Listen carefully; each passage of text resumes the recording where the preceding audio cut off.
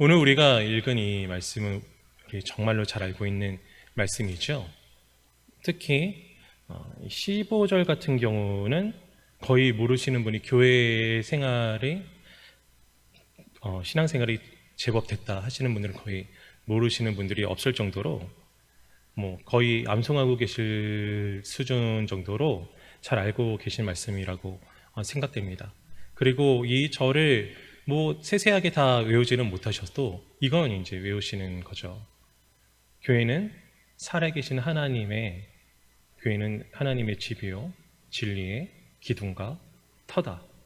이 내용은 우리 잘 알고 있습니다. 그래서 되게 예배당에 어떤 교회 예배당에 주춧돌이나 아니면은 교회에 들어가는데 입구에 보면은 뭐가 써져 있죠. 뭐가 써져 있나요? 이곳은 살아계신 하나님의 집이요 진리의 기둥과 터입니다. 아니면 저 구절대로 이 집은 살아계신 하나님의 교회요 진리의 기둥과 터이니라. 구절이 이렇게 탁 써져 있습니다. 그걸 보면서 이제 사람들은 어떤 생각을 하나요? 이제 들어가면서 이제 가슴이 벅찰 수가 있겠죠. 아, 이 집은 그런 곳이구나. 이 집은 하나님의 교회구나. 라는 생각을 할까요? 사실 우리는 잘 알고 있죠. 많은 분들이 알고 있습니다. 우리 담임 목사님의 설교를 통해서건 아니면 지금 인터넷을 통해서건 여러 책들을 통해서건 우리는 교회가 이 건물이 교회입니까? 그렇다고 생각하시는 분들은 간혹 있을 수 있어도 거의 없겠죠. 거의 없고 교회는 무엇입니까? 성도들의 모임이다. 그러니까 교회에 모이는 우리가 교회다 라고 이제 대부분 다 생각을 하실 거예요. 그런데 왜 자꾸 이 구절을 보면서 사람들이 집을 교회다 라고 이렇게 생각하는, 건물이 교회다 라고 생각하는 근거로 사용을 하려고 할까요? 그 이유는 아무래도 저기에 있는 이 집이라는 단어 때문에 그런 게 아닌가 그런 생각이 듭니다. 그런데 이 집이라는 단어를 살펴보면은 영어로 살펴봤을 때 영어로 집이 house죠. 근데 NIV 성경 기준으로 영어에 쓰여진 걸 보면은 이 영어 단어가 house가 아니고 household가 써져 있습니다. 여기에서 house라는 것은 말 그대로 이제 집을 나타내는데 household라는 것은 이거를 좀 설명을 편하게 하려면은 The house of God 하면은 하나님의 집 이렇게 되는 거고요. The household of God 하면은 하나님의 가족 이렇게 번역이 될 수 있습니다. 그러니까 어떤 가족 공동체, 그 집에서 살고 있는 가족 공동체를 얘기하는 거죠. 그리고 그리스어로 일단은 이 사본이 가장 오래된 사본이 그리스어로 쓰여졌잖아요. 원본도 그리스어로 써져 있겠죠. 그래서 그리스어 성경을 보면은 이 집이라고 써져 있는 단어가 오이코라고 써져 있습니다. 오이코라고 써져 있는데 이건 변형이 된 거고요. 이 오이코의 원형은 오이코스입니다. 오이코스 잘 아시죠? 이 오이코스가 무엇입니까? 우리는 이제 집이라고 번역되는 이 오이코스를 교회에서의 어떤 그룹이나 공동체를 말할 때 오이코스라고 얘기를 하는데 이 오이코스의 사전적 의미를 살펴보면 물론 성경에서는 그런 의미로 쓰여요. 그런 의미로 쓰이는데 오이코스를 정말 그리스어 사전에서 사전적 의미를 찾아보면은 이제 사적인 생활 공간으로서의 집입니다. 뭐라고요? 사적인 생활 공간으로서의 집. 그러니까 그건 생활의 영역인 거예요. 이것과 반대되는 개념으로 아크로폴리스, 광장을 예로 들고 있습니다. 그러니까 많은 사람들이 함께하고 공유하는 그 공간에 반대되는 개념, 다수와 대중이 함께하는 공간과 반대되는 개념으로 자신의 사적인 생활 공간으로서의 집을 말하고 있는 거니까 그것도 원어상으로도 사실은 이 오이코스가 건물로서의 집을 표현하고 있는 건 아니에요. 그러니까 우리는 이제 번역된 이 모습을 보면서 이 집, 여기서 사실은 이 집도 그런 의미로 집으로 쓰인 건 아닌데 이제 우리말로 보고 생각하다 보니까 봐라, 이 집이 하나님의 교회라고 얘기하지 않느냐 해서 교회가 건물이다 이렇게 생각을 할 수도 있는데 사실은 그게 아니라는 거죠. 고린도전서 1장 2절 말씀을 봐도 우리가 알 수 있는 부분이 있습니다. 제가 한번 읽어볼게요. 고린도에 있는 하나님의 교회 곧 그리스도 예수 안에서 거룩하여지고 성도라 부르심을 받은 자들과 또 각처에서 우리 주 곧 그들과 우리의 주 되신 예수 그리스도의 이름을 부르는 모든 자들에게, 여기 고린도전서 1장 2절이 우리에게 정말 잘 설명해주고 있죠. 여기서 고린도에 있는 하나님의 교회라고 했어요. 하나님의 교회하고 곧이라는 건 뭡니까? 곧은 이 뒤에 있는 말이 앞에 말에 해석이 된다라는 그런 뜻이죠. 하나님의 교회 곧 그리스도 예수 안에서 거룩하여지고 성도라 부르심을 받은 자들이 교회입니다. 그러니까 이걸 두 글자로 줄이면 성도들이 교회인 거죠. 그리고 이 성도들에 대해서 이 밑에서 뭐라고 풀고 있습니까? 예수 그리스도의 이름을 부르는 모든 자들. 이름을 부른다는 것은 예배한다라는 관용적 표현이죠. 그러니까 주님을 믿는 자들이다 라는 의미입니다. 그러니까 성도, 곧 예수님을 믿는 모든 자들이 교회다 라는 걸 어렵지 않게 생각할 수 있고, 사실은 우리 다 알잖아요. 그렇죠? 우리 성도님들도 다 아셔요. 그런데 우리 교회사를 봤을 때에도 사실은 우리나라에 이 기독교가 처음 전에 왔을 때만 해도 우리 어떤 어르신한테 여쭤보니까 그분이 그때는 사실은 다 그렇게 썼다고 해요. 예를 들어서 동북교회면은 이 건물에 동북교회 예배당 이렇게 써져 있었다고 합니다. 다른 교회들도 다. 그래서 무슨 교회 예배당 하고 예배당까지 다 붙여 있었었는데 어느 순간부터 그게 너무 길어서 그랬는지, 편의를 위해서 그랬는지, 아니면 그게 예배당인 건 다 알아서 집에 집하고 써 놓으니까 좀 이제 우스워 보여서 그랬는지 뒤를 탁 빼버리고 무슨 교회 이렇게 표기를 했다는 거죠. 그렇게 표기를 했을 때도 아마도 그분들이 그 집이 교회다라는 생각으로 그렇게 하지는 않았을 거예요. 그런데 이제 세대를 거치다 보니까 이 집이 교회인가? 라고 생각해서 성도의 모임이 교회라는 생각 반, 이 건물이 교회라는 생각 반, 그렇게 혼재해 있는 모습을 우리는 볼 수 있습니다. 그리고 사실은 저도 마찬가지고 우리가 성도의 모임이 교회라는 거 다 알잖아요. 다 아는데도 불구하고 이제 주일에 오후가 돼요. 오후가 됐을 때 누가 저한테 물어봅니다. 저기 너 오전에 뭐 했어? 그럼 뭐라고 대답하죠? 교회 갔다 왔어 라고 대답하죠. 사실은 우리가 교회라는 게 이제 하나님의 공동체, 예수 그리스도를 머리로 한 예수님의 몸, 사람들, 성도들의 모임, 이 사실을 다 알아도 우리 언어의 습관의 그 깊은 곳에 이제 교회는 갔다 오는 곳이라는 생각이 있다 이 말입니다. 그러면은 조금 생각을 깊이 하시는 분들은 이렇게 생각할 수도 있어요. 아니 그게 뭐가 중요한가? 이게 교회가 건물이건 사람들의 모임이건 우리가 교회로 모였다가 흩어지는 거니까 교회 갔다 왔다고 얘기하는 게 뭐가 잘못된 거냐?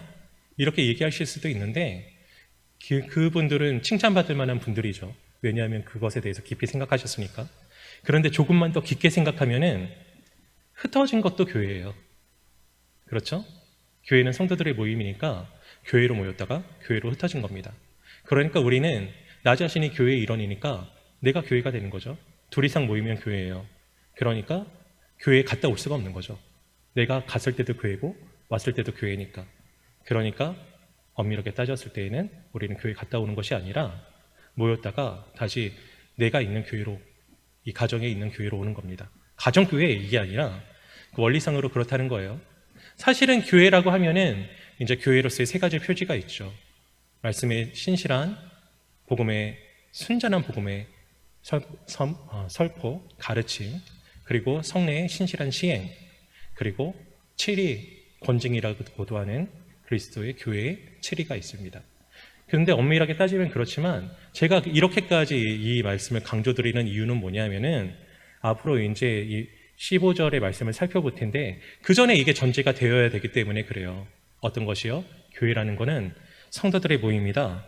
이게 이제 우리 안에 생각이 되어 있지 않으면은 이 다음 스텝을 나갈 수가 없어서 이 점을 좀 다 아시겠지만 다시 한번 강조했습니다. 그러면 오늘 이 15절로 와서 15절에서도 좀 강조하고자 했던 바들이 있죠. 이 교회는 집은 하우스가 아니라 하우스홀드다. 그 어떤 건물적인 개념이 아니다. 그리고 교회는 성도들의 모임이다. 라고까지 왔습니다. 그런데 이제 거기까지는 그 자체가 무엇인지에 대해서 설명을 한 것이라면은 이제 우리가 살펴볼 부분들은 교회의 기능에 대해서 말씀을 하고 있어요. 교회는 하나님의 집은, 교회는 성도들의 모임인데 세 번째, 교회의 기능을 이 15절 하반부에서는 뭐라고 설명하고 있습니까? 진리의 기둥과 터라고 설명하고 있습니다. 뭐라고요? 진리의 기둥과 터. 그래서 우리는 오늘 말씀을 보고 이 진리의 기둥과 터가 뭔지에 대해서 알아야 됩니다. 왜요? 우리가 교회잖아요. 우리가 교회니까 이 진리의 기둥과 터라는 게 우리가 알고 우리가 기능해야 되는 부분이라 이 말이죠. 그래서 진리의 기둥과 터에 대해서 생각해 볼 텐데, 우선 진리는 뭐죠? 여기에서 말씀하고 있는 진리는 1차적으로 복음, 2차적으로 하나님의 말씀의 전반을 말합니다. 그러니까 하나님의 말씀이라는 게 더 큰 범위니까 우리는 하나님 말씀이라고 생각을 하는 게 더 좋아요. 그러니까 진리의 기둥과 터, 하나님의 말씀의 기둥과 터가 교회입니다. 그러면 기둥과 터가 도대체 뭐죠? 성도님들 혹시 광화문 한번 가보셨나요? 아니면 저기 인천에 자유공원 한번 가보셨어요? 거기 보면은 메가더 동상이 있죠. 그리고 광화문에는 세종대왕과 이순신 장군 동상이 있습니다. 근데 동상을 세워놓을 때 어떻게 세워놓죠? 높은 데다 세워놓죠. 왜요? 그 사람들을 멀리서도 볼 수 있게 우러러보라고. 그리고 그 위에 판판하게 돌을 얹어놓습니다. 그리고 그 위에 세우고자 하는 동상을 세워놓죠. 그게 기둥과 터와 진리의 모습이라고 보시면 돼요. 다음 이미지를 한번 볼까요? 좀 그림이 귀엽죠? 기둥은 왜 있죠? 기둥은 모든 사람들이 그 진리를 볼 수 있도록, 주목할 수 있도록 하기 위해서 그 진리를 다른 이들에게 보여지게 전하기 위해서 기둥은 존재합니다. 터는 왜 존재하죠? 그 진리를 얹어서 그 진리를 안전하게 붙잡고 유지할 수 있도록 하기 위해서 터가 존재합니다. 그리고 기둥과 터는 왜 존재합니까? 진리를 위해서 존재하는 거예요. 그러니까 기둥과 터가 존재하는데, 진리를 위해서 존재하는데, 기둥과 터가 진리를 위하는 방식이 뭐냐면은 저것처럼 진리가 돋보일 수 있도록 하기 위해서 존재한다 이 말입니다. 진리가 돋보일 수 있게 한다는 것은 무엇입니까? 많은 이들에게 진리를 어떻게 해요? 알리고 전하고, 그쵸? 알리고 전하고 가르치는 일, 그 일이 바로 진리를 위해서 기둥과 터가 하는 일입니다. 보세요. 멀리서도 저 진리를 볼 수 있어요. 그리고 저 진리가 바람이 불거나 비가 왔을 때 흘러 넘어지거나 굴러 떨어지면 안 되겠죠. 터에 굳건히 세워놔야 돼요. 그러니까 그 작업을 교회는 해야 되는 겁니다. 그 작업을 하기 위해서 교회에서는 무엇을 해야 될까요? 무엇이 진리인지 교회가 알아야 되겠죠. 그러니까 하나님의 말씀을 공부하고 가르쳐요. 교회에서 예배 중에서 가장 중요한 게요, 뭐니 해도 설교예요. 왜냐하면 우리가 진리의 기둥과 터로서 사역하기 위해서는 진리를 알아야 되잖아요. 그리고 우리가 진리를 배우는 일 자체가 진리를 터 위에 굳건히 세우는 일이라고요. 왜냐하면 우리가 진리로 무장되어서 흔들리지 않아야지 누군가에게 그 진리를 전할 수 있을 거 아니에요. 그러니까 말씀을 듣고 그리고 말씀으로 교육되고 무장되는 일이 굉장히 중요합니다. 그 다음에 왜 말씀을 듣고 무장되죠? 그 말씀을 통해서 다른 이들에게 말씀을 전할 수 있기 위해서 하는 거예요. 그냥 듣고서 아 좋다 하고 지식적인 그리고 마음의 위로와 평안을 얻으려고 진리를 우리가 공부하고 듣고 알게 되는 것이 아니라요, 저 기둥에 세워놓은 것처럼 못 사람들이 보라고 다른 사람들에게 직접적으로 전할 수도 있겠죠. 그렇죠?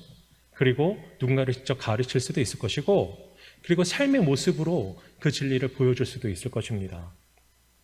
특히 오늘 같은 이 시대에는 굉장히 직관적으로 우리 동북교회가 진리 기둥과 터로서 해야 될 일이 뭐 같아요? 열심히 성경 공부하고 전도팀 꾸려서 전도하고 이 일인 것 같죠? 그런데 이 시대에 그렇게 할 수가 있나요?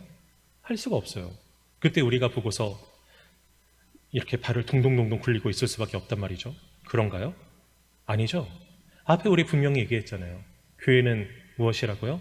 우리라고요. 나라고요. 그러니까 교회가 동북교회라는 이름으로 진리의 기둥과 터의 역할을 해야 될 뿐만 아니라, 그러하다면 나 또한 교회이므로, 나는 교회의 일부분이면서 교회가 되는 거예요. 교회이므로 나에게 주어진 진리의 기둥과 터로서의 역할을 우리는 해야 된다 이 말입니다. 그러니까 내가 할 수 있는 일은 뭐가 있어요? 내가 전할 수 있죠. 내가 개인적으로 전달할 수 있어요. 그리고 그것이 어려울 때에는 내가 어떻게 합니까? 보여줄 수 있어요. 저 기둥의 터 위에 진리를 세우는 것처럼 어떻게 보여줍니까? 그 말씀으로 살아가는 방식으로 보여줄 수 있습니다. 누구에게 보여줍니까? 내 주변에 있는 사람들에게 보여줄 수 있습니다. 사실은 제가 이 말을 하고 싶어서 이렇게 길게 끌어왔어요. 여러분 보세요. 교회는 진리의 기둥과 터입니다. 그렇다면 나는 진리의 기둥과 터입니다. 맞습니까? 그럼 나는 누구에게 진리의 기둥과 터로서 진리를 보여줘야 되죠? 누구에게 보여줍니까? 1차적으로 내 주변 사람에게요. 누구에게 보여줍니까? 나의 가족들에게요. 그게 되고 있어야 돼요. 그게 되고 있어야 돼요. 누구에게 보여줍니까? 사실은 나의 자녀들에게 가장 먼저 보여줘야 돼요. 부모가 자녀들에게 가장 영향력이 커요. 나의 자녀들에게도 진리의 기둥과 터로서 진리를 보여주지 못하는데 누가 나에게 와서 그걸 본단 말입니까? 누구에게 그걸 전해줄 수 있냐 이 말이에요. 우리 자녀들에게 어떻게 진리의 기둥과 터로서의 역할을 할 수 있을까요? 직접적으로 가르칠 수 있겠죠. 그런데 그렇다고 가정에서 매일 성경 공부해라 그 말은 아닙니다. 물론 하면 좋죠. 저희 가정도 성경 공부를 매주 하다가 약간 포기하고 이제는 매일 성경을 읽고 있어요. 일단은 아이들이 이해하기가 너무 힘들고 저는 송강성 목사님이나 최영성 목사님 존경합니다. 아이들한테 이제 설교하시니까. 저도 우리 아이들한테 말씀을 아이들이 알아먹을 수 있도록 전하는데 저는 중고등부 사역을 계속했기 때문에 청년부 사역이나 중고등부 사역을 오래 해서 그런지 나름대로 쉽게 한다고 하는데 이제 뭔가 만족스럽지가 않은 거예요. 아이들이 이제 배우는데. 그래서 성경을 이제 엄청 읽어요. 그런 일들을 하시면 좋겠는데 꼭 그러시라는 게 아니에요. 다른 방법이 있습니다. 뭐요? 중요한 결정의 순간에요. 말씀대로 선택하고 판단하세요. 말씀대로 선택하고 판단하는 걸 보여주세요. 그게 내가 진리의 기둥과 터로서 역할을 하는 겁니다. 예를 들어서 누군가를 비난하거나 그런 일이 절대로 아니에요. 제가 뭐 이런 얘기하면은 어떤 분들은 내려왔을 때 임 목사님이 그래서 내가 시험 당했어. 상처받았어. 이러는 분들이 있을 수도 있지 않을까? 라는 그 생각 때문에 이 말을 할까 말까 막 그러는데 여기 계신 분들 중에서는 그러신 분은 한 분도 없을 거라고 생각하고 말씀드립니다. 제가 학생부를 맡고 있다 보니까 학원 문제가 굉장히 많이 신경이 쓰이죠. 대부분의 아이들은 예배로 왔다가 학원을 갑니다. 굉장히 예전에 어르신들 같은 경우는 어디 주일에 학원을 가고 막 이러실 텐데 저희는 다 이해를 하죠. 이 사회 속에서. 그런데 그럼에도 불구하고 예배는 지켜라 이거죠. 예배는 드리고 가라 이겁니다. 그래서 실제로 이제 온라인이 아니고 오프라인으로 예배할 때 우리 많은 고3 아이들이 제가 이제 설교를 한 40분 하거든요. 중고등부에서. 근데 그럼 발을 둥둥둥둥 굴리다가 이제 가요. 이제 예배 끝나면 손살같이 내려갑니다. 그래서 항상 저는 반성하죠. 30분으로 맞춰야 되겠다. 막 그러면서. 그런데 그런 결정을 함에 있어서 부모님들의 역할이 굉장히 크다 이거예요. 부모님들이 당연히 학원 가야지. 교회는 다음 주에도 갈 수 있어. 이렇게 해버리면 아이들이 그 예배를 어떻게 생각할까요? 그 진리를 어떻게 생각할까요, 아이들이? 어쩔 수 없으면 그럴 수도 있는 상황이 있다고 생각을 합니다만 그게 과연 우리에게 주어진 진리의 기둥과 토로스의 역할을 하고 있는 것인가? 그리고 그걸 못하는데 다른 사람들에게 어떻게 영향을 미칠 수 있을 것인가? 그런 생각이 든다는 거죠. 제가 한 가지 얘기를 하나 해드릴게요. 제 얘기입니다. 우리 담임 목사님이 자기 얘기 너무 많이 하지 말라고 하셨는데 지금 안 계시니까 한번 살포시 해봅니다. 제가 이제 중학생 때였는데 여러분 저를 어떻게 보시는지 모르겠지만 저는 굉장히 모범생이었습니다. 모범생이라서 이제 모범생의 숙명이 있어요. 근데 이 좋지가 않은 게 뭐냐면은 각종 경시대에 학력 경시대에 100일장에 다 차출됩니다. 무슨 용사처럼. 1반 누구, 2반 누구, 3반 누구 그래가지고 뽑혀가요. 근데 저도 꼭 이제 뽑혀가는 분야가 있었어요. 뭐냐면 학력 경시대회랑 이제 100일장.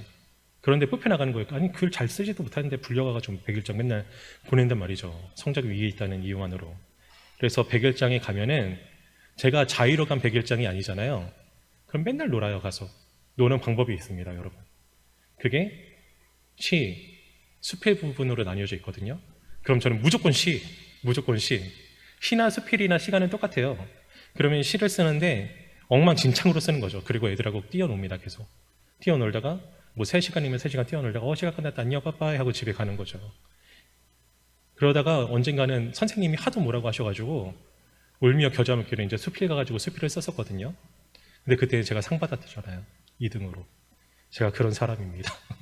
그런데 그렇게 별로 안 좋아했던 그 100일장에서 여느 때처럼 이제 놀고 있었는데, 아니 글쎄 놀다가 프리스비라고 이렇게 던지고 받고 하는 막 그런 거 있잖아요. 누가 그걸 챙겨온 거예요. 걔네들 처음부터 놀 생각으로. 그래서 가서 시를 막 대충 그날도 대충 써놓고 던지고 받고 놀고 있었는데, 근데 제가 착지하다가 잘못 착지한 거 있죠. 발목을 크게 접질렸습니다. 크게 접질렸는데 인생에 처음으로 발목을 접질린 거예요. 발목을 접질려서 한 2주 넘게 목발을 짚고 다녔어요. 원래 접질렸을 때 뭐 찬물로 하고 어떻게 하고 그러면은 그냥 며칠 뭐 그렇게 크게 고생 안 하잖아요. 근데 이 난생 처음 발목을 접질려서 이 접질린 건지 뭔지도 몰랐으니까 초반에 응급조치를 완전 잘못한 거죠. 그래서 발목이 퉁퉁 붓고 걷지도 못하고 목발 짚고 있으니까, 당시에 우리 부모님 교회 다니셨다 안 다니셨다? 우리 부모님은 어머님은 신앙이 좀 약하셨고 아버지는 불신자셨다. 그런데 저는 어떻게 신앙생활을 했느냐? 초등학교가 미션 스쿨이었다. 하나님의 은혜죠. 그래서 교회를 다녔는데 교회를 못 간 거죠. 걷지를 못하니까. 아버지가 차를 태워주신다 안 태워주신다? 안 태워주신다. 제가 혼자 대중교통 타고 가야 되는데 그럴 수가 못 써서 70분 걸렸어요. 그 교회에서 저희 집에서 교회까지. 제가 왜 거기를 갔는지 모르겠어요. 친구들이 좋아서 갔던 것 같긴 한데 70분을 목발 짚고 못 가겠더라고요. 그래서 아버지도 권고 아닌 권고를 하시고 해서 집에 있었는데 그날 주일 저녁이었습니다. 저희 집에 전화가 왔어요. 저는 그 대화를 못 들었어요. 나중에 아버지가 그러더라 라고 카더라 통신으로 아버지가 직접 전해주셔서 알았는데, 전화의 주인공은 다름 아닌 저의 중등부 담임 선생님이었습니다. 담임 선생님이 전화해서 저희 아버지가 받았어요.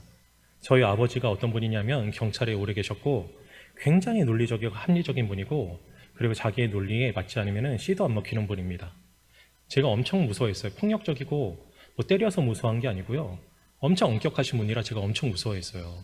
20살까지도 아버지 앞에서 사시나무를 떨듯이 덜덜 떨었습니다. 그런데 그런 아버지한테 그 선생님이 뭐라고 했는지 아세요? 재건이 아버님, 재건이 교회 안 나오고 시험 공부해서 성적 많이 올랐나요? 그랬다는 거예요. 이제 시비 건 거죠. 제가 생각하기에 세상에서 제일 무서운 우리 아버지한테 아니 주일학교 선생님이 시비 터는 거예요. 그래서 저는 큰일이 날 줄 알았거든요. 근데 큰일이 안 나고 아버지가 그러셨대요. 저희 아버지 굉장히 논리적인 분이시니까 이제 자초지정을 설명했답니다. 아니 그게 아니라 재건이가 발목이 접질려서 걷지를 못해서 못 갔다. 그렇게 얘기를 했더니 그 선생님이 뭐라고 했는지 아세요? 이랬답니다. 재건이는 하나님 믿는 아이니까요. 교회 꼭 보내주세요. 그랬답니다. 제가 그 말을 듣고요. 우리 성도님들은 어떤 생각이 드시는지 모르겠는데 저는 되게 깜짝 놀랐어요. 아니 우리 아버지한테는 교회 가겠다는 말도 한 2박 3일 우황청심만 먹고 이제 힘들게 매주 가는 건데도 불구하고 아버지 저 교회 가요. 그리고 주일 아침에 쥐도 새도 모르게 나가야 되는 게 우리 아버지 앞에 눈치 보고 신앙생활 하는 건데 그 아버지한테 그렇게 팍 그래버리다니. 그래서 제가 그 선생님 덕분에요. 2부 활동도 할 수 있게 됐어요. 교회에서. 제가 그 모습을 보면서 어떤 생각을 했겠습니까? 그 선생님 덕분에 저는 예배는 아버지가 무서워도 드려야 되는 거구나. 예배는 그 선생님이 굉장히 어려운 우리 아버지에게도 그렇게 도전을 하면서까지 나를 데려가려고 애쓸 정도로 중요한 게 예배구나. 그 나이에 그런 생각을 했습니다. 그 선생님이 저희에게 진리를 가르쳐준 진리의 기둥과 터로서 역할을 했기 때문이죠. 그 선생님이 말씀에 힘입어서 말씀이 원하시는 대로 행동했기 때문이죠. 아이들은요 그런 걸 봅니다. 말씀을 가르치고 암송하라고 하고 애써 행하라고 말로 하는 것보다요 내가 한번 보여주는 게 빠르고 나아요. 그런 선택을 하십시오. 그런 선택을 할 수 있는 게 뭐가 있을까요? 아이들에게 있어서는 공부에 대해서, 직장인에게 있어서는 돈에 관해서 그런 부분들이겠죠. 그런데 그렇게 못해요. 왜요? 손해보니까. 그런데 제가 항상 아이들에게 이런 말 합니다. 얘들아, 신앙인은 수능은 망해도 인생은 망하지 않는다. 이걸 믿어야 돼요. 이걸 믿고 담대하게 손해보는 걸 한번 보여줘야 돼요. 그럼 아이들이요, 저절로 교육이 됩니다. 아, 신앙생활은 손해봐도 해야 되는 거구나. 예배는 성적이 떨어져도 드려야 되는 거구나. 예배는 학원에 못 가도 예배는 드려야 되는 거구나. 그러면요, 말씀을 귀하게 여기고요, 교회를 사랑해요. 시간이 많이 갔네요. 말씀 마치겠습니다. 우리는 뭐라고요? 진리의 기둥과 터라고요. 그걸 어떻게 드러낸다고요? 말씀을 많이 외워서요? 그럼 좋죠. 그런데 그것보다 말씀의 행동을 보여주십시오. 말씀의 결단을 보여주시고 말씀의 결단으로 가르치세요. 우리 자녀들은 이제 다 크셨죠? 우리 손자 손녀들에게요, 그렇게 해주십시오. 그럴 때 우리 동북교회는 또 다른 교회들을 낳아 교회가 교회를 낳고 교회로 굳게 세워나가는 진리의 기둥과 터를 더욱더 굳건히 해나가고 다음 세대에도 그것을 이어가게 하는 그런 역할을 할 수 있는 교회가 될 것입니다. 기도하겠습니다.